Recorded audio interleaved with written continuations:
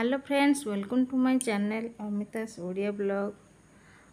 आज रजरे आज चाउल बिरी मिसेकी मुई पोड़ पिठाटा करी आम पुअर फरमाइश रे सी कहला मामा पोड़ पिठा गोटे कर। 8-10 दिन तले चाउल पोड़ पिठा करी से जो भाविली बिरी चाउल मिसेकी गोटे पोड़ पिठा करिया। पोड़ पिठाटा भल होता, सॉफ्ट होता, पूरा बहुत गरम थिला। ओम को देली देखिलु, मु कहली देखिलु केमती हेजी, कहला हाँ बढ़िया हेजी पिठा। ताकू भी पिठा भल लगे बहुत, मते भी भल लगे खाया को। तापरे आमे पिठा खाई सब बाहर खंडगिरी जावा। आज जेहेतु रज कोटे बुलाबुली करवा, घरे बसिया तो भल लगे। पाग किंतु रज पाग दे नथिला, एठी बहुत जोरे खरा होतिला। देखिलु खंडगिरी पाखे गोटे प्रोग्राम होची, भल लगला। सेठी गलु भितर को गलु, गला देखिलु, गला पर देखिलु बहुत सारा दोली हेची। खेलुचंती भी लोक भी अच्छंती बहुत। आमे जाइकी सेठार देखिलु सबू बिक्री होची, भी खाद्य जिनिस सब बिक्री होची। तबे सब दोली हेची। ओम तो दौड़ी पड़ेला, सी तार गोटे पाईगला खाली दोलटे बसिया पाई गला। रजरे सब टिके पिठापଣା खाई बुलाबुली करिया भल लगे, किंतु रज टे वर्षा हुए, किंतु आज जोर खरा हेची। खरा हो पछे के किंतु दोली जेहेतु मिलगला मनटा बहुत खुशी है। ओम टिके खेलिला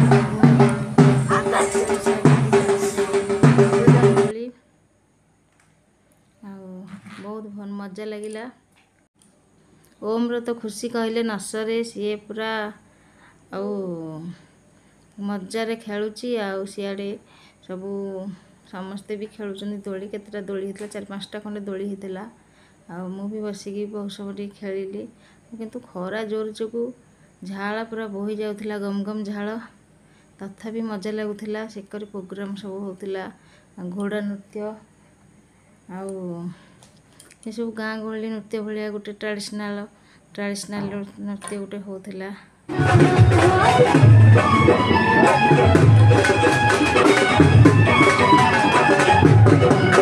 कले ये सब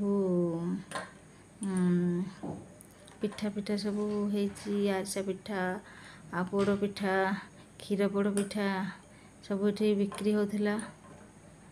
सब प्रकार तापरे पान भी बिक्री होतिला, रज पान। ये रज पान बिक्री होतिला। गोटे पान को 20 टंका।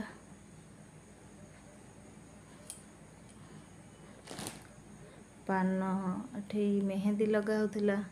जी रज तो मेहंदी लगाती, जी घर लगे आसो ना ये आसी लगे पार। ये बही बिक्री होतिला। तापरे दही बरा ना ना ये केक भी बिक्री होतिला।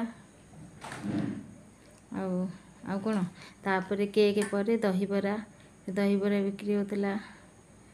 गोटे प्लेट खाइले 40 रुपीज एम सब बिक्री होतिला।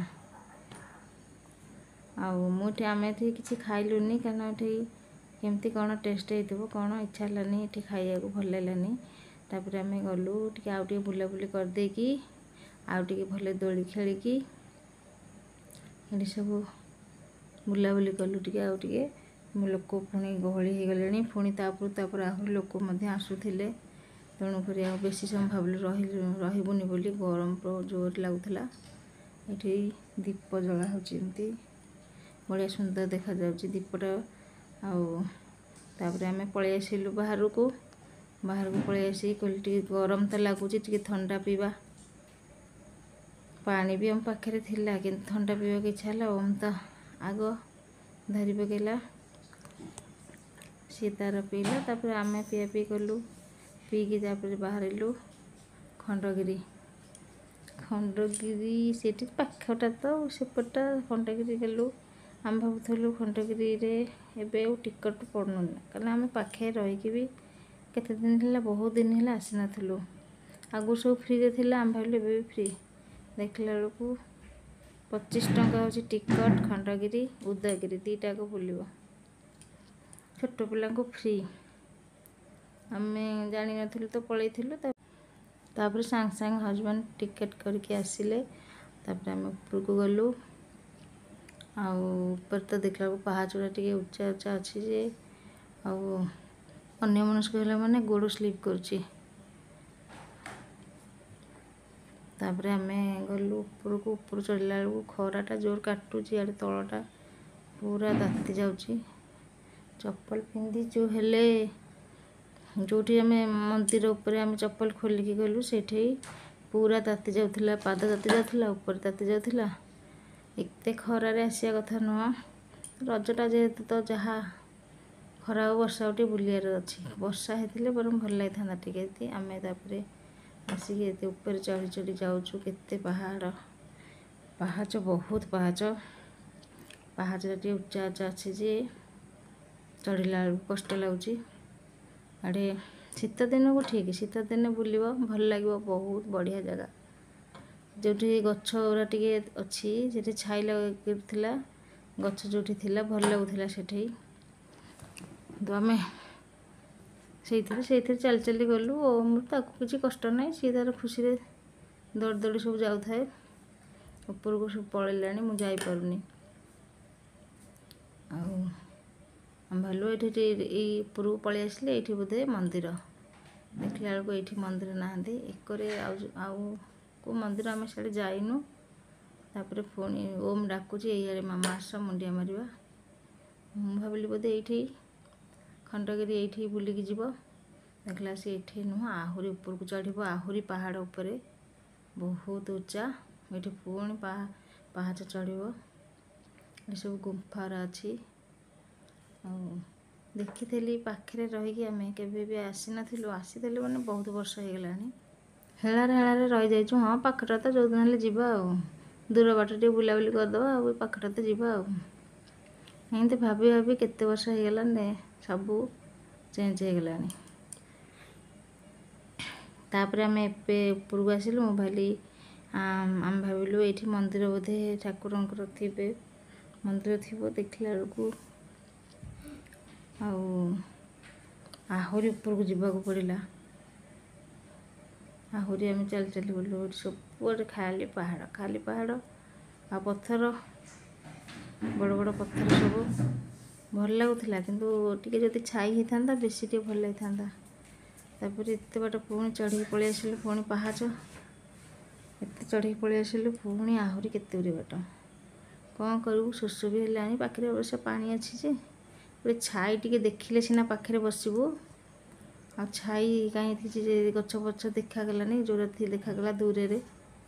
ହଉ ଦେଖିବା, ଚାଲ ଯିବା, ଯେଉଁଠି ହେଲେ ଗଛ ଗୋଟେ ଦେଖିବା। ଆଉ ଗଛ ଦେଖିଲେ ଟିକେ ବସିବା। ଆଉ ପୁଣି ଏଠିକି ଆସିଲୁ। ପୁଣି ଆହୁରି ପାହାଚ। କେତେ ତାପରେ ଖାଲି ଚଢ଼ୁଛୁ ଆଉ। ପୁଣି ପାହାଚଟା ଏତେ ଉଚ୍ଚା ଯେ ଚଢ଼ିଲା ବେଳକୁ କଷ୍ଟ ହେଉଛି। ତାପରେ ଭାରି କଷ୍ଟ ଲାଗିଲାଣି। ପୁଣି ସେଇଠି ଚଢ଼ିକି ପୁଣି ଯିବାକୁ ବାଧ୍ୟ। ଆସିଛୁ ଯେତେ ଏତେ ବାଟ, ପୁଣି ଅଧାରୁ କେମିତି ଫେରିକି ଯିବୁ ଭାରି। ଏତେ ବର୍ଷ ପରେ ପୁଣି ଆସିଛୁ। ତାପରେ ସମସ୍ତେ ଯାଉଥାନ୍ତି, କିଏ ନ ଯାଇପାରିଲେ ତଳେ ରହିଯାଉଥାନ୍ତି, ପୁଣି ଫେରିକି ପଳାଉଥାନ୍ତି। ତାପରେ ଆମେ ଗଲୁ ପୁଣି ସେ ଉପରେ ଯାଇକି ଆଗ ବସି ପଡ଼ିଲୁ ଗଛ ତଳେ। ଗୋଟେ ଭଲ ଲାଗୁଥିଲା, ଗଛ ତଳେ ଟିକେ ଉପରେ ପବନ ହେଉଥିଲା। ଏଠି ପଳେଇ ଆସିଲୁ ଆମେ। ମୁଁ ଭାବିଲି ବୋଧେ ଏଇଠି ଉପରେ ବୁଦ୍ଧଦେବଙ୍କ ମନ୍ଦିର ଉପରେ। ଦେଖିଲା ସେ ଏଇଠିକି ଆସିଲା ପରେ ବି ଏଠି ବି ମନ୍ଦିର ନାହିଁ। ପୁଣି ଆହୁରି ଉପରକୁ ଯିବାକୁ ପଡ଼ିବ। ତାই ବସିଗଲୁ, ଟିକେ ପାଣି ପିଆପିଇ କଲୁ। ଆଉ ତାପରେ ବସିଲା ପରେ ଟିକେ ଭଲ ଲାଗିଲା। ଉଠିବାକୁ ଜମା ଇଚ୍ଛା ହେଉନଥିଲା। ଆସି ଯେହେତୁ ଆଉ କେତେ ସମୟ ବସିବୁ ଖରାରେ। ପୁଣି ଉଠିକି ଆମେ ଉପରକୁ ଯିବାକୁ ଚେଷ୍ଟା କଲୁ। ଏଇ କଡ଼େ ଏମିତି ଯିବ। ତଳକୁ ଦେଖିଲେ ଡର ଲାଗୁଛି। ତଳଟା ପୁରା ଖାଲ, ଗଡ଼ି ପଡ଼ି। ଏଠି ହେଉଛି ଉଦୟଗିରି। ଦୂରରେ ଯେଉଁଟା ଦେଖାଗଲା ଲୋକ ସବୁ ଅଛନ୍ତି, ସେଇଟା ଉଦୟଗିରି। ଏଠି ଦେଖି ସାରିଲା ପରେ ସେଠିକି ଯିବୁ ବୋଲି ଭାବିଲୁ। ତାପରେ ସେକର ସବୁ ଏମିତି ତଳକୁ ଟିକେ ଗୋଡ଼ ଖସିଲା ମାନେ ସେଟା ଯାଇକି ତଳେ ପଡ଼ିବ। ଏଇଠି ମନ୍ଦିର ତାପରେ ଦେଖାଗଲାଣି ଆମକୁ। ତାପରେ ଓମ୍ ତ ପୁଣି ଆସିଲେ, ପୁଣି ଆହୁରି ପାହାଚ, ପୁଣି ଚଢ଼ିକି ପାହାଚ ଯିବ, ପୁଣି ପଳେଇ ଯାଉଥାଏ। ମୁଁ ତ ଆଉ ଜମା ଯାଇପାରୁନଥାଏ। ମୁଁ କହିଲି ଆଉ ଯାଇପାରିବିନି ଖରାରେ। ବହୁତ କଷ୍ଟରେ ଗଲି। ଓମ୍ ଏଠି ବସିଛି, ଏଠି ମନ୍ଦିର, ଏଠି ଫଟୋ ଆଲାଉ ନାହିଁ, ମନ୍ଦିର ଭିତରେ ଫଟୋ ଆଲାଉ ନାହିଁ, ତେଣୁକରି ମୁଁ ଆଉ ଉଠିଲିନି। ଆଉ ଏଠି ବୁଦ୍ଧଦେବଙ୍କ ମୂର୍ତ୍ତି ଅଛନ୍ତି, ବୁଦ୍ଧଦେବ ଅଛନ୍ତି। ଆମେ ମୁଣ୍ଡିଆ ମାରିକି ବସିଲୁ ଟିକେ। ମୁଁ କହିଲି ଆଉ ଚାଲିପାରିବିନି, ଉପରକୁ ପଳେଇ ଆସିଲି, ଏଠି ବସିଲି ଗଛ ତଳେ ଟିକେ। ମୁଁ କହିଲି ଆଉ ଚାଲିପାରିବିନି। ତାପରେ ଏମିତି ଭାବିକି ଟିକେ ବସିଲି, ରେଷ୍ଟ ନେଲି, ପାଣି ଫାଣି ଆଉ ଟିକେ ପିଇଲୁ। ତାପରେ ଟିକେ ଫଟୋ ଉଠେଇଲୁ, ତଳକୁ ଯିବାକୁ ବାହାରିଲୁ। ଉପରକୁ ଯାଇଥିଲି ଯେତିକି କଷ୍ଟ, ତଳକୁ ଆସିବା ବି କଷ୍ଟ। କାରଣ ତଳକୁ ଟିକେ ଗୋଡ଼ ସ୍ଲିପ୍ କରିଗଲେ ପୁରା ଗୋଡ଼ ଖସିଯିବ, ତଳେ ଯାଇକି ପଡ଼ିବ। ଆଉ ଆମେ ଏଠି ଠିଆ ହେଇଛୁ, ଭାବୁଛୁ କେମିତି ଯିବୁ। ଓମ୍କୁ ହଜବେଣ୍ଡ ଧରିକି ଗଲେ, ମୁଁ ମୋର ଗଲି। ତାପରେ ତାଙ୍କ ପଛରେ ଯାଉଥାଏ ସବୁ। ଓମ୍ ଖାଲି ମୋତେ କହୁଛି ମାମା ଦେଖିକି ଆସ, ଦେଖିକି ଆସ, ପଡ଼ିଯିବ ନହେଲେ। ମୁଁ କହିଲି ହଁ ମୁଁ ଦେଖିକି ଯିବି। ପୁରା ତଳଟା ଯଦି ଟିକେ ସ୍ଲିପ୍ କଲା ଗୋଡ଼ ମାନେ ପୁରା ତଳେ ଯାଇକି ପଡ଼ିବ। କିନ୍ତୁ ବହୁତ ଭଲ ଲାଗିଲା, ବହୁତ ମାନେ ପୁରା ସିନେରୀ ବହୁତ ଭଲ ଲାଗିଲା। ଖାଲି ଏତିକି ଖରା ଟିକେ ହେଉଥିଲା, ନହେଲେ ନାହିଁ ଏତେ ବାଧି ନଥାନ୍ତା। ଯଦି ରଜ ପାଗ ଦେଇଥାନ୍ତା, ଟିକେ ବର୍ଷା ବର୍ଷି ହେଉଥାନ୍ତା କି ମେଘୁଆ ପାଗ ହେଇଥାନ୍ତା, ତାହେଲେ ଭଲ ଲାଗିଥାନ୍ତା। ଆଉ ସେ ଯାହା ହଉ, ଯେଉଁ ପାଗ ହଉ, ଆସିକି ତ ବୁଲାବୁଲି କଲୁ, ପୁଣି ତଳକୁ ଓହ୍ଲେଇବୁ। ଲୋକ ମାନେ ସବୁ ଯାଇସାରନ୍ତୁ, ତଳକୁ ଓହ୍ଲେଇକି ଏଠୁ ଆସିଲୁ। ତାପରେ ଆସିକି ପୁଣି ଆଇସ୍କ୍ରିମ୍, ଓମ୍ କହିଲା ମୁଁ ଆଇସ୍କ୍ରିମ୍ ଖାଇବି, ତାକୁ ଆଇସ୍କ୍ରିମ୍ କିଣାକି ଦିଆହେଲା। ତାପରେ ଉଦୟଗିରି, ସେଇ 25 ଟଙ୍କାରେ ଖଣ୍ଡଗିରି ବୁଲିବ, ଉଦୟଗିରି ବୁଲିବ। ହଜବେଣ୍ଡ କହିଲେ ମୁଁ ଆଉ ଯିବିନି, ତମେ ତମର ଯା, ନହେଲେ ଚାଲ ଘରକୁ ପଳେଇବା, ଆଉ ଚାଲି ହେବନି। ମୁଁ କହିଲି 25 ଟଙ୍କା ଦେଇକି ପୁଣି ଉଦୟଗିରି ଯଦି ନ ବୁଲିବା, ଖଣ୍ଡଗିରି ଖାଲି ବୁଲିବ, ପଇସା ଲସ୍ ହେଇଯିବ। ଆଉ ଟିକେ ବୁଲିଦେବା, ଆଉ କାହିଁ 12 ଟଙ୍କା 50 ଲସ୍ କରିବା। ତେଣୁକରି ମୁଁ ବହୁତ ଚାଲାକ। ତେଣୁକରି ଆମେ ଯାଇକି କ'ଣ କଲୁ, ଖଣ୍ଡଗିରି ବୁଲିଲୁ, ସରି ଉଦୟଗିରି ବୁଲିବାକୁ ଗଲୁ। ହଜବେଣ୍ଡ ଗଲେନି, ଓମ୍ର ମୋର ଗଲୁ। ତାପରେ ଏଠି ଆସିକି ପଶିଗଲୁ ଆମେ ଭିତରେ।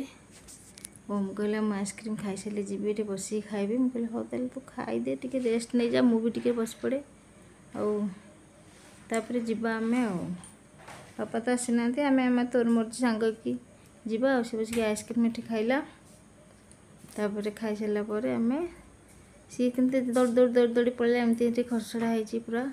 ସିଏ ଦୌଡ଼ି ପଳେଇଲା, ମୁଁ ମୋର ପଛରେ ଯାଉଛି। ଆଉ ତଳେ ତ ଗୋଡ଼ ପୁରା ତାତି ଯାଉଛି, ଇଆଡ଼େ ଉପରେ ବି ତାତି ଯାଉଛି।